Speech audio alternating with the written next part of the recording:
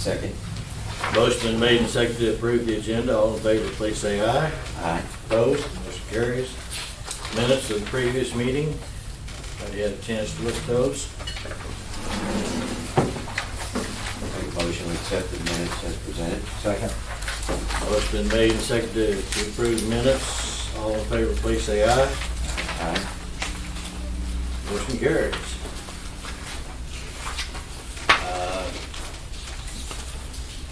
Mr. Mayor and JD, it's nice to have you this morning. Do y'all have anything that you'd like to? I'm pretty quiet this morning. Okay. I've got both of my questions answered before we started. Oh, geez, okay, well, that's the main thing. Appreciate it. Guess we'll move into reports. Looks like Megan, you're up first. Morning. Morning.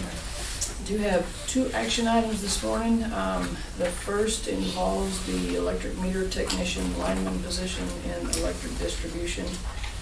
We currently have two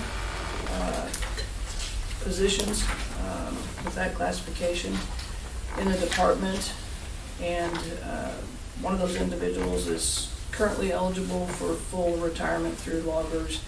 The other would be eligible within the next 5 years for full retirement. And additionally, within that department, we've got a journey lineman that's eligible for normal retirement later this year, and a line foreman that's already eligible, so for early retirement, pardon me.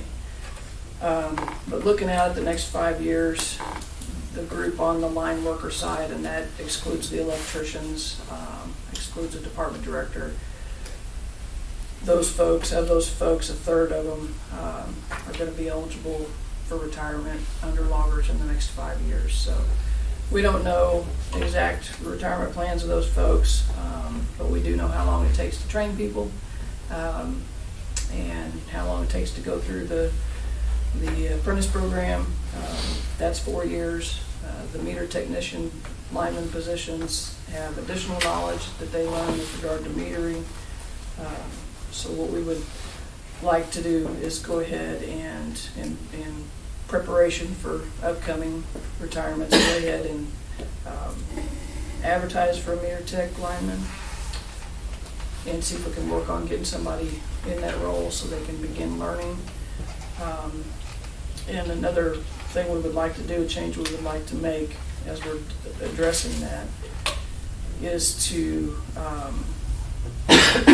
kind of restructure that job classification so that there is an apprentice and journey level. Right now, you can only become a meter technician if you are a journeyman lineman. So if we restructure that to where we could have an apprentice level to that, just like we do with the line worker position, that would broaden our applicant pool. And I know Doug and James have talked with MPUA and done some research, because that would be different for us, someone learning both those things kind of at the same time. Everybody is comfortable that that's doable. MPUA does have another member city who is doing that as well, so everybody is comfortable on that end. And what we would do as far as pay range classification on that apprentice meter tech is just make it the same as the apprentice lineman. So that potential for additional income for the metering duties would come once they reach journey level, just like it does now. So what we are recommending there is a motion to adopt this apprentice journeyman structure for the meter tech classification, and also to approve accepting applications for a meter tech lineman. And then what we would do there, obviously we have an extra body on board for a little while, but once we have a retirement or somebody moves on for other means, then that's a position that would not have to be filled. So. Electric's all on board with this? Yep. Yeah, we really need another hand in there, because it's going to take about 2 years roughly just on the meter side of that to learn what they do. So yeah, it'd be a great help. So we'll carry an extra for a while. Yep. But we need it. Yes.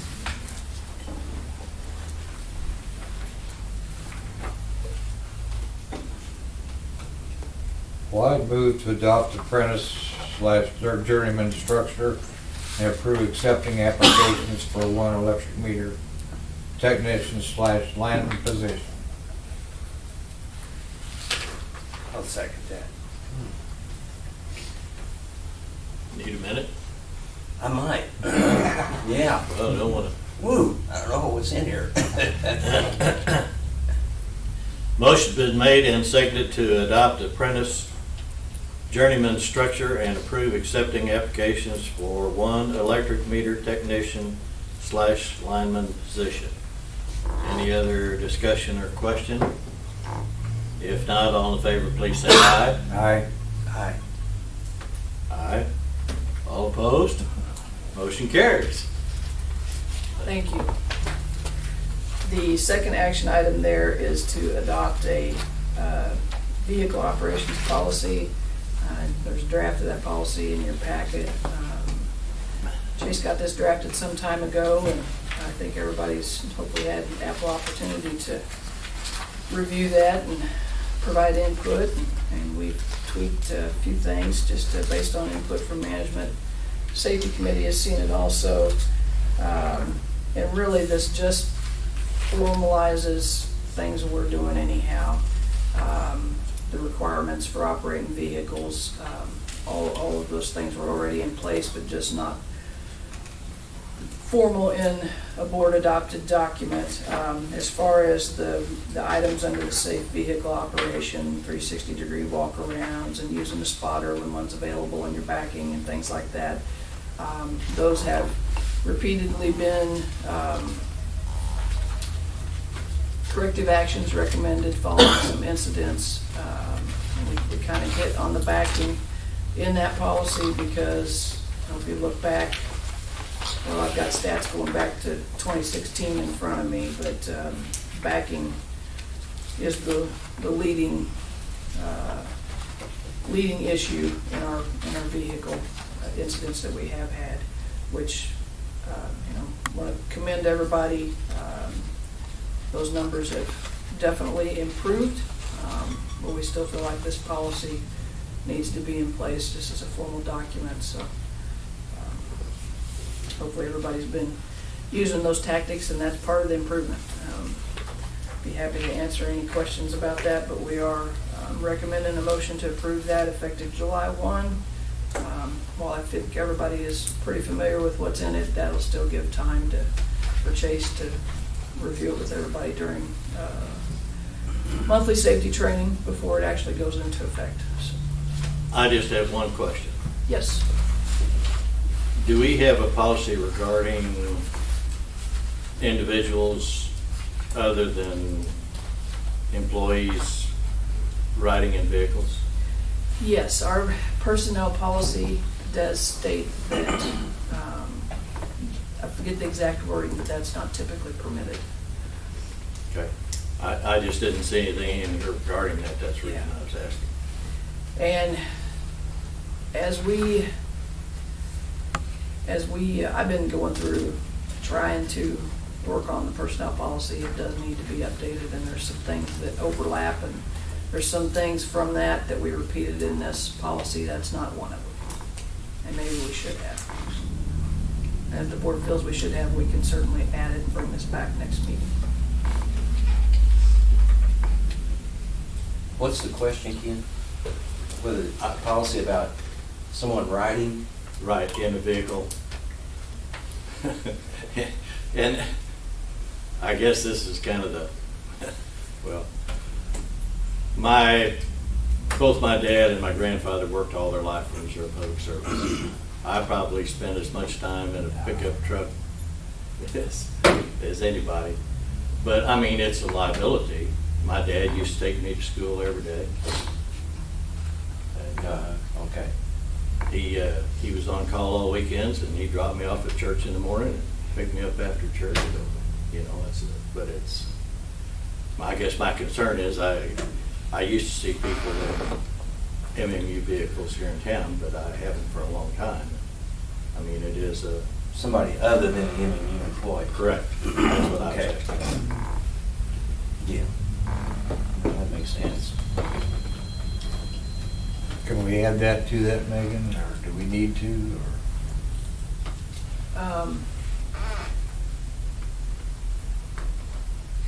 We certainly can. I don't think there's a big rush to do this, because like I said, we're formalizing things we're already doing, so I would be happy to bring this back at the next meeting with that revision made, and just duplicate what's stated in the personnel policy. I'd be happy to do that. You don't have to change it for me, I was just curious. or? No, I think that's a good point. think that's a good point.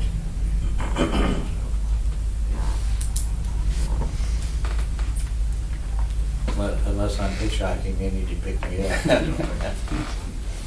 Well, I could see a case where maybe Jeff's at a MPUA meeting and they're going to a site and he says, hop in a truck and ride with me, we'll go out and take a look at whatever, or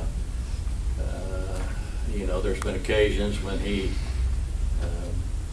has offered to take you to, well, yeah, you're considered an employee now, but Yeah. I mean, a council person to you, go out and check on Nolan and the project out there, and and I don't know how you. Yeah. I mean, there's always exceptions to everything, I think, but. And I know we allow for that type of activity, and I Yeah. believe the way the personnel policy is worded allows for that. I just can't recall the exact language off the top of my head, but I'll be happy to tweak this a little bit and bring it back in a couple weeks. Okay. Well, like if Jeff went to maybe some off-site overnight, and he wanted to take his spouse, is there a provision for that? That's what we don't typically allow, when there's no business need for that person to be in the vehicle. And a lot of times what people will do, like if they are going to a conference or something and do want to take a significant other along, then they'll take their own vehicle and get Okay. reimbursed for mileage. Okay.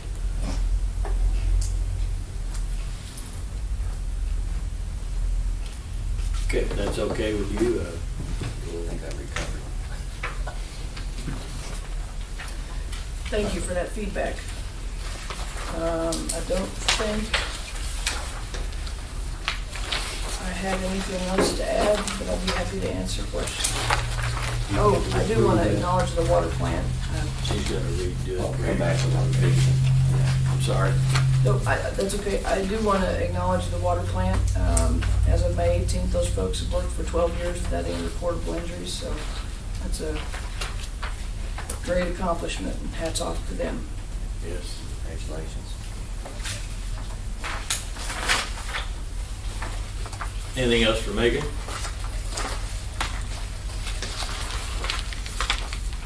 Thank you, Megan. Let's see, I guess, James, you're in a hot seat now. Yeah. Yeah, we have one action item, Miami Southeast Substation battery replacement. We are getting close to the life expectancy of these batteries, and we really rely on those for our controls and stuff in our substations. So we received 2 bids back. Kruger and Associates was the low bid at $13,824 a piece for each substation. So our recommendation is a motion to accept the bid from Kruger and Associates for 2 stationary lead acid battery strings in an amount of $13,824 each.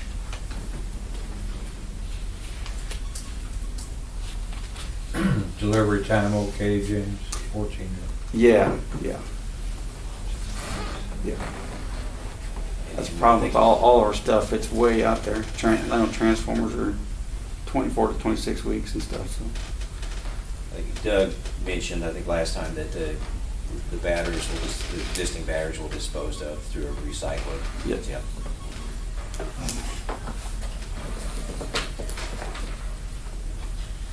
There's no other, I'll make a Motion to accept the bid from Kruger and Associates for 2 stationary lead acid battery strings in the amount of $13,824 each. Second. Motion's been made and seconded to accept the bid from Kruger and Associates for 2 stationary lead acid battery strings in the amount of $13,824 each. There's no additional questions. All in favor, please say aye. Aye. Opposed? Motion carried.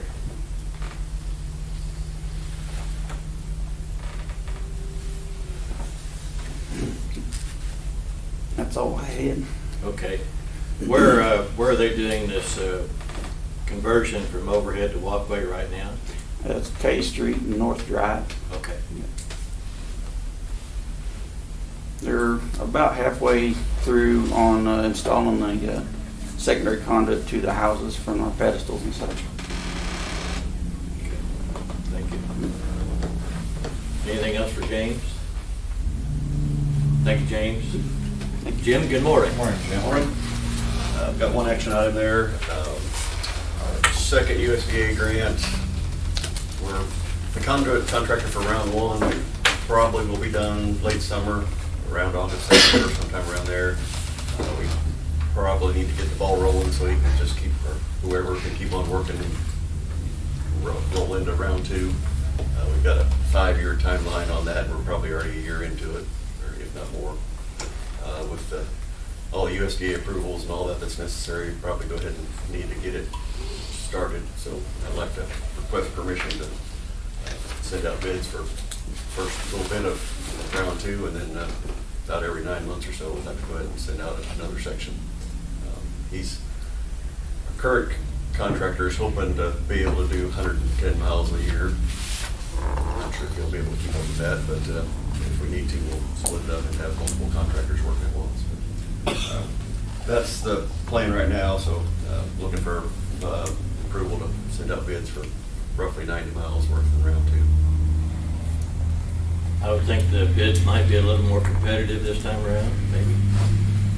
Since you never know. Yeah, I'm not terribly confident with gas prices or diesel prices and all that. I suspect some of them, like the ones from Boston or wherever, that just threw a number, they might not even bother throwing a number this time, but see how far off they were. But yeah, we might get more competitive numbers, but I'm sure they'll be higher. Is the conduit contractor still ahead of Yeah, he's the fiber? he's well ahead of us. Yeah. Okay. We were hoping to take a couple weeks off pulling fiber and splicing and work and focus on installs last week and this week, and it's been raining pretty much the whole time, so it's kind of been frustrating the last couple weeks. It seems like it's been that way all year.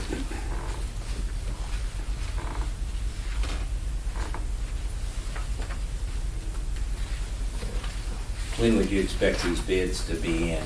We'll probably try to send them out next week and give them at least 4 weeks to return them.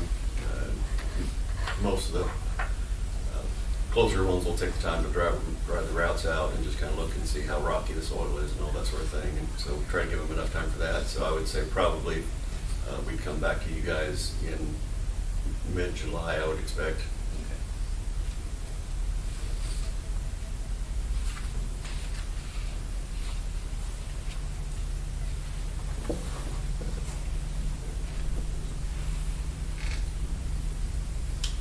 I'll make that motion to approve requesting bids for installation of conduit pedestals and vaults for approximately 90 miles for USDA grant number 2, and has needed in the future to complete grant number 2.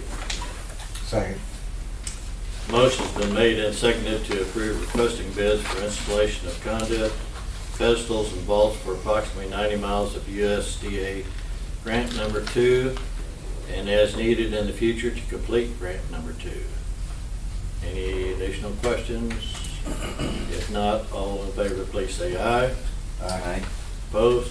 Motion carries. Thank you. You notice in there we've got a little blurb about the GPS in the vehicle. That's a kind of an FYI thing. The price we pay right now is $30 a month, and they're per vehicle, and they're changing the technology, updating from 3G to 4G or whatever. We'd have to replace all the stuff, and so we're looking at doing a roll your own kind of thing.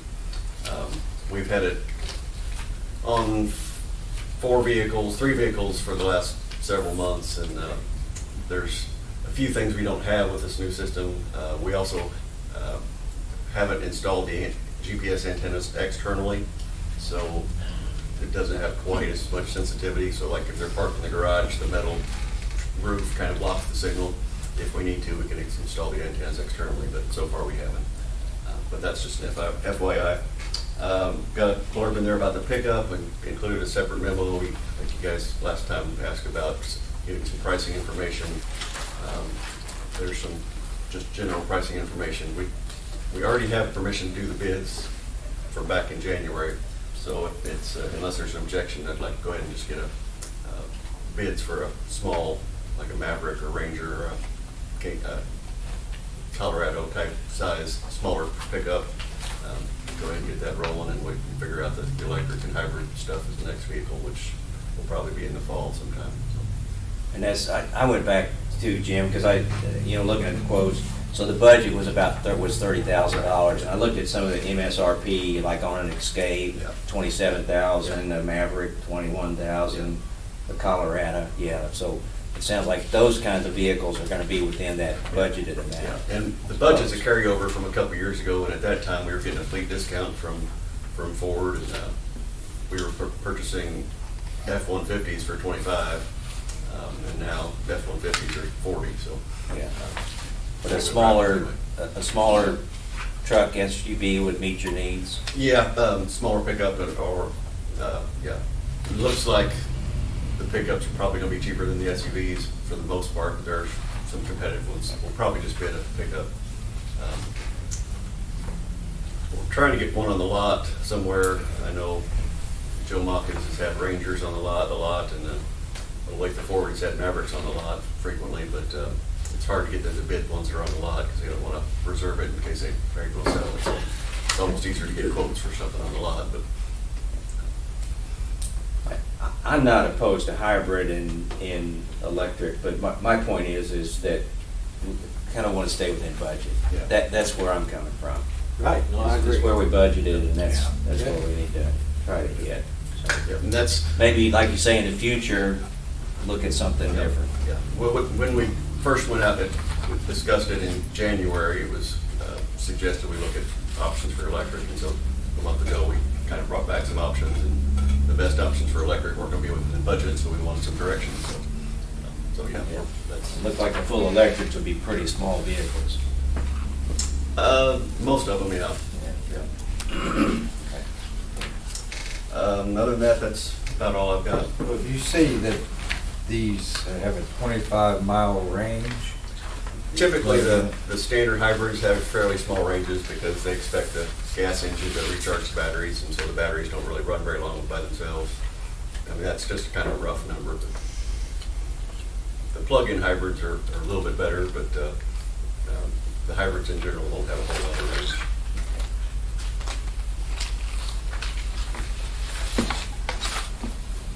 Anything else for Jim? Thank you, Jim. Thanks, Jim. Thank you. Tony, good morning. Morning. I do have an action item.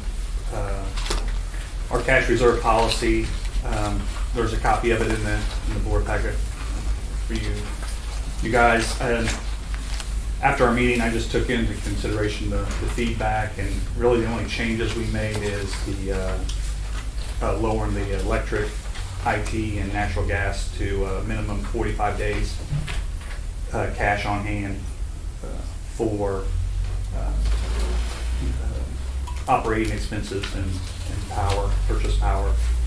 And then we created a maximum, which is basically the only change is you're going from 3 months, 45 days to 6 months, 180 days. And that's the only change that we made to the policy. I don't know if you guys have any questions or feedback or. I do have one, and kind of reading through it, and I know when we met before, I just wondered if somewhere in here we ought to explain our reasoning for the water and the wastewater being 90 days. And I know when we talked about it, it was due to kind of regulatory and compliance issues that could come up that could cause concerns within those departments, and that's why we put that at 90 days versus the electric and IT, we put it at 45. I just didn't know if for clarity, we ought to put some kind of verbiage in there to help explain that. I thought I put a small little, yeah, Well, it's just, help I kind of account for vaguely EPA mention and, it, you know, yeah. you know, We can it go into is- more detail if you think we need to. Yeah, I just kind of made a note of it. You did put that on there, but I just, that could maybe, just better to clarify that. Sure, sure. And then I'll just mention, so our subcommittee, I guess this is a good time to bring it up. Our subcommittee was going to meet yesterday with representatives from the council, and those, that's Leon and Robert Ashford, so the representatives from the council. Steve and I were going to meet yesterday, and Steve, because of the conflict with what his son had going on, we did cancel the meeting, and our intention is to reschedule for next week. Yeah, I can make the revisions and bring it back to the Are you next. comfortable with the minimums? Yeah, I think so. I mean, I think what we have to consider is the obligations we've already made to IT, you know, and those, and then I think going forward, this is something that's going to be reviewed during the budget process, and you're going to come back to the board for the next approval for the next fiscal year. So, like I said, and then if there's changes we need to make then, we can, you know, make changes when we bring it back.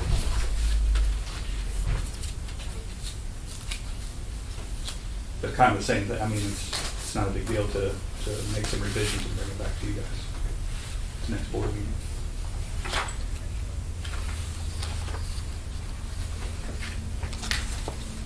Would you feel more comfortable just tabling this till the next board meeting?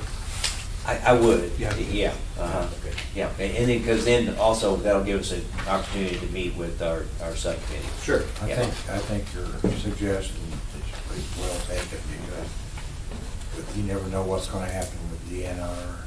And there is a little bit of verbiage in there, it's Yeah. new, More expounded detail. on it. Yeah. Uh-huh. Okay. Thank you. Yeah, no problem.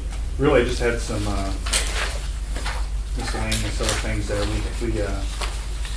We will be going live on our billing a week from Monday. So, Great. yeah, they're doing a data pool next week. You know, kind of a parallel billing for first 3 cycles, and then June 13th for where we go. But other than that, I don't have anything else unless you have questions. Anything else for Tony? No, thank you, Tony. Grant, good morning. Good morning, gentlemen. Just a couple updates. Oceanic and their divers did finish cleaning the reservoir Sunday. They experienced quite a few equipment issues that made the project last about 3 days longer than they expected, but they did get it completed, and I'm waiting on a video inspection and tape of the final product. Expect that in the next couple of weeks. We did receive manholes for the Odell and Jefferson Alley project. We did reject those manholes yesterday. Where the fittings where the pipe goes in was not the correct one. And they would not work with the pipe that we already had in stock, so we did reject those, send those back, and I've been working all morning to try to get a delivery date on the new ones. And we did receive the 2 F-450s from Elmer Hare to replace trucks 215 and trucks 504. Those trucks did come in, they are $3,417 higher than the bid a piece. It still puts them at, they're still the low bid of the trucks that did meet specs. And there were 70,000 a piece budgeted for those trucks, and this leaves a little over 25 grand a piece to put beds on them. I do believe still, even with this increase, we will come in well under budget with both these trucks with beds installed. I just wanted the board to be aware that The price did change due to stocking and inventory issues with Ford's having at the time. Other than that, that's all I have unless the board has any questions. Old trucks? They do. What are you gonna do with the old ones? We're up for options at other departments here, or sell them on Purple Wave, or Okay. city needs Got it. plans for We're I'm not for the city, so. we're open for whatever the board would like. More than likely, those trucks would be Purple Wave, I would say. But I don't know there's much left to be used out of those Yeah. trucks. Hard miles on them. And the engine hours put them up around the mid 200,000s. Yeah.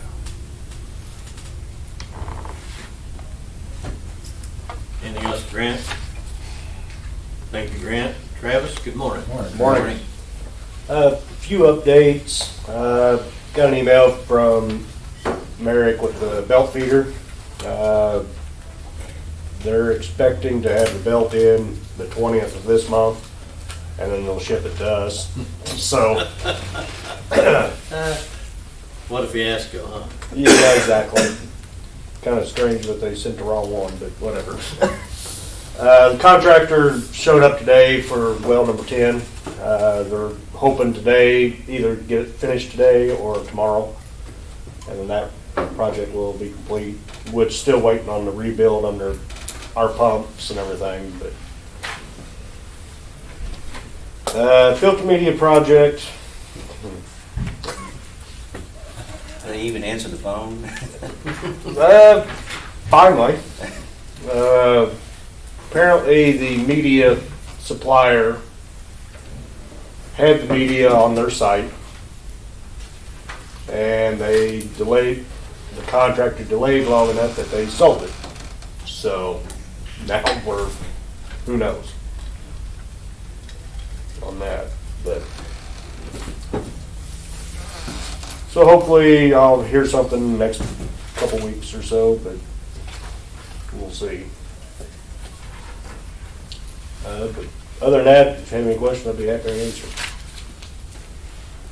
Travis, I don't know how important it is, but I noticed that some of the fencing around our wells is looking pretty bad along the bottoms there. You ever notice that, or is it that important, or? I'm just thinking maybe one or two as I travel through that area. Okay. As far as One of them's beaten up pretty bad, I think, so. Okay. I can't tell you which well it was, but okay. it's just when you're traveling around and looking, you might think about looking at those fences. Okay. Yeah. I can do that. Like the farmer running into it. Well, I tried to avoid it, but I was doing Memorial Day stuff. Down through that. Was that along the highway or was that on down the gravel? Gravel. Gravel. Okay. Well, I had at least two of them, so down the gravel. So Yeah. okay. I think it was the first one I came to. Not in Okay. good shape. All right, yeah, I'll look at that. Anything else for Travis? Thank you, Travis. Nolan, good morning. I don't, I don't have a lot to add. The dump station, the RV dump station does have a new lock and sign up for anybody that needs to use that. The bids for the overhead door replacement were open on Tuesday. We got one bid. It was a little bit higher than the quote we had gotten last year, but still kind of reviewing that and hopefully have a recommendation at the next board meeting for you guys. And I did get a call from Meyer Truck Service yesterday. They actually got that truck to their shop on Monday, and they pretty much had it complete yesterday. Wow. They were still going to do some testing and things, but they're expecting to deliver it first of next week. So that's a huge plus for us. And there is the report in here from Burns and Mac of what they had done through April. I think some of these pictures are a little newer than that, but it's kind of a good representation of how that project's moving along. Any, I know there was concern on the VFDs delivery. Is there any workaround, or is that improved? Well,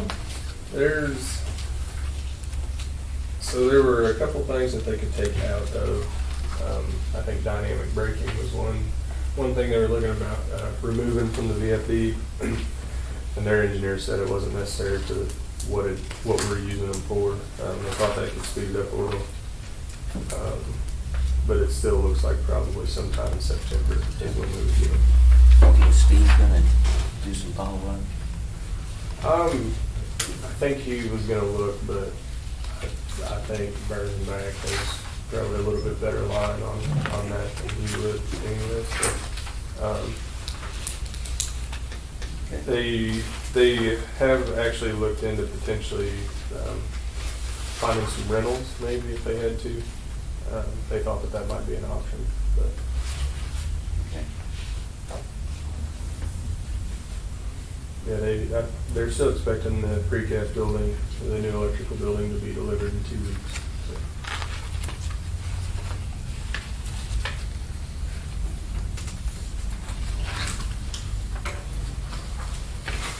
Survive all the rain out there. So far,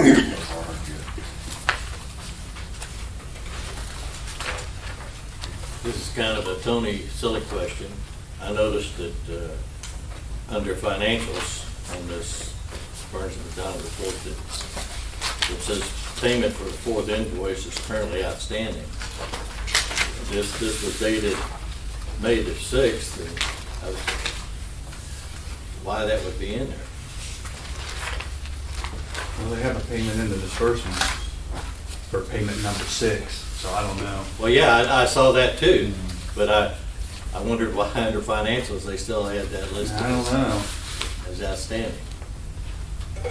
Cleared the bank. Okay, well. I checked though. No, well, I mean, like I said, it's kind of a silly question, but I was wondering why they would put that in there if it's already been paid in. I was confident when I read that, because I remember seeing those in the cash disbursements earlier, but that didn't make sense to me, but. Yeah. Check cleared, I think it was good. Yeah. actually, speaking of the financials too, Tony, that was brought up yesterday. Excuse me. With all the equipment delivery pretty much set for late June and early July, they did say that there were going to be some large. Yeah. We knew it was coming, they haven't seen it yet, so. But that was something that Kevin said he could get with you guys, work on the schedule, look into or whatever. Okay, yeah.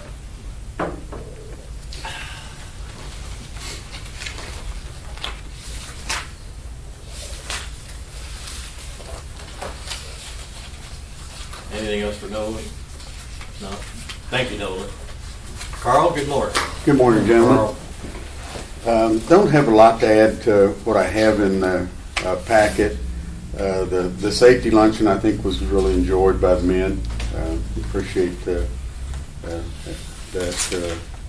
incentive for the safety on that.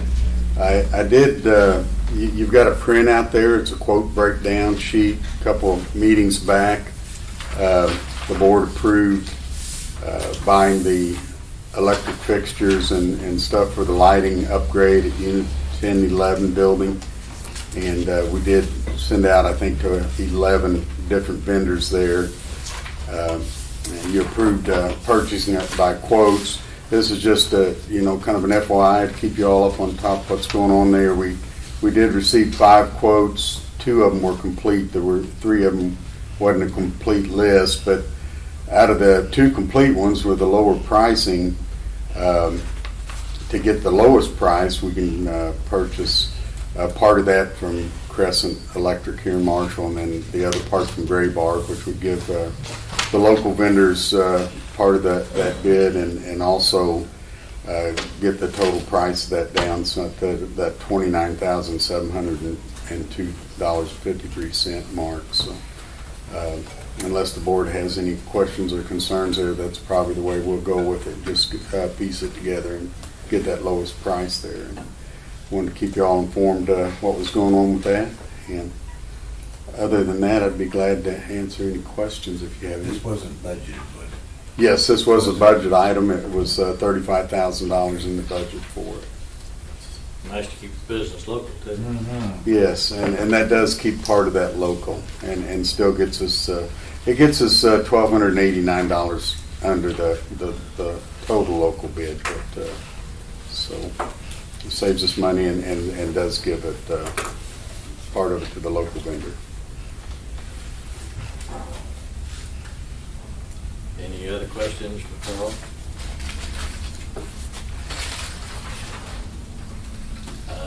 Someone going to do Jeff's part, or we're just gonna?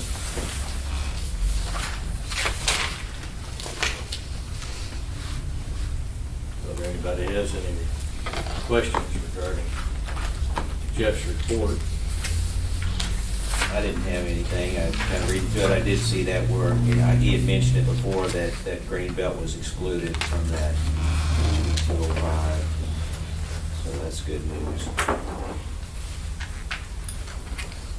Yeah, I guess I can try to answer anything if you have any questions.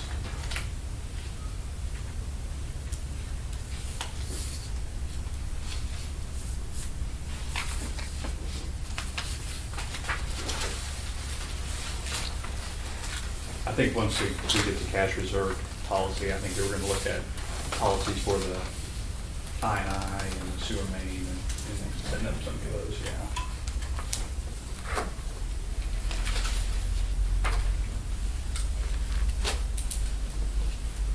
How is that study going at I&I?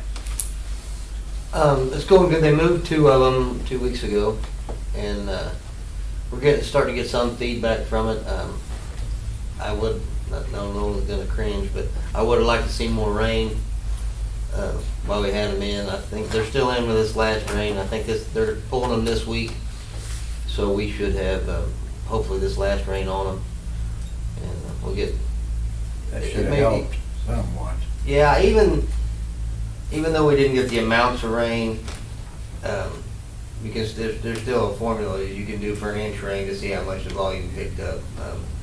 Just won't be the big numbers.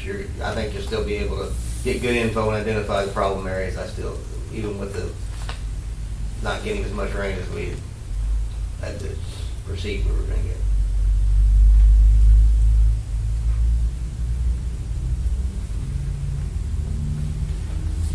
Go flush meters? What's that?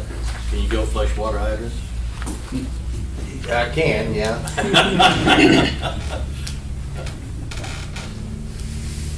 I would rather not. Okay. If there's no other questions for anybody, I guess we'll move on to cash disbursements. We'll go back to power outages during the big blow the other night. Yeah. Probably lightning. Lightning. For the most part, yeah. Still wasn't able to put a visual on it, but more than likely. More likely. Yeah. The one falling there later in the day was a squirrel that had gotten into the substation bus, so we had a little over 500 customers out on that one. On that. Yeah. Something I You could probably lost add. power, didn't you? We lost power for a while. Okay. I'm just wondering, I wasn't at the meeting, but his MOPEP committee meeting, where they talked about increases, the natural gas and being 45.9% of our electric generation. And the NERC has, the North American Electric Reliability Corporation has put out a warning and about mounting reliability risk, coming up this summer. It looks like, we probably will be. And MOPEP does have somewhat of a hedge against that with the local generation and stuff. So we probably will be generating more, but overall, that wholesale power cost for 2022, looks to be probably 10 to 15% higher than they originally projected on that. So, and it looks like we may be running a lot. But do you think you will be running a lot?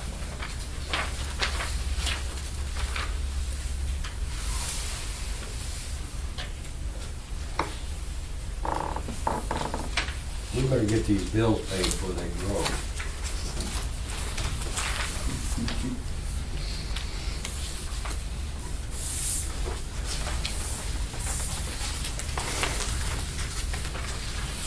Thanks for getting those out to us, Tony. Nope. You're welcome. Nothing too crazy in there other than the Burns and Mac. Yeah. Invoice.